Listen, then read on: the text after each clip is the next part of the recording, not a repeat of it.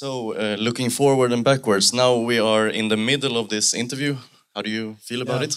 Good. Am I speaking too much? No, it's good. It's good. What do you think, Normally audience? I don't speak so much. Everything good?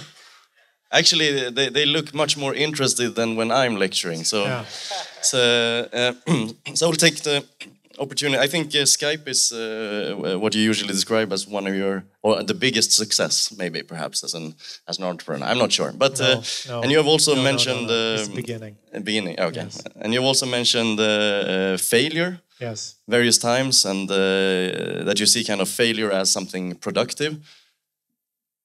But I was just thinking, are all kinds of failure productive, or should you fail in a certain way for it to be productive? Yes, good one. Yes. You need to be humble.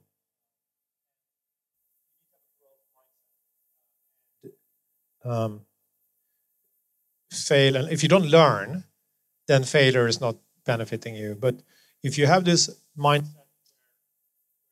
from it, yourself and the organization, then it's very, very powerful. And it's about culture, that you create a culture, because most corporate cultures are where you're not supposed to fail, because you are, you go to a good university and then you join a big company and you have a career. If you fail, it's not going to look great on your annual review because you failed. You didn't succeed. It's pretty basic. So it requires a culture of that are embracing continuous learning, and again, an entrepreneurial culture where it's okay to fail. Because usually it is, if you fail and you have this culture where it's not good to fail, then it's very human that you try to correct that failure.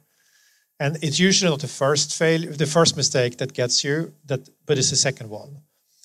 And we've seen that, like, there's examples and some time ago, and it was, I think in the financial industry, this Société Générale, there was someone who took a junior person, took a way too big position.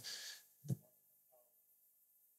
was a failure, but then he didn't want to admit failure or show it, so he kind of tried to double down on that one and became like a very, very big failure. So that's a bad thing.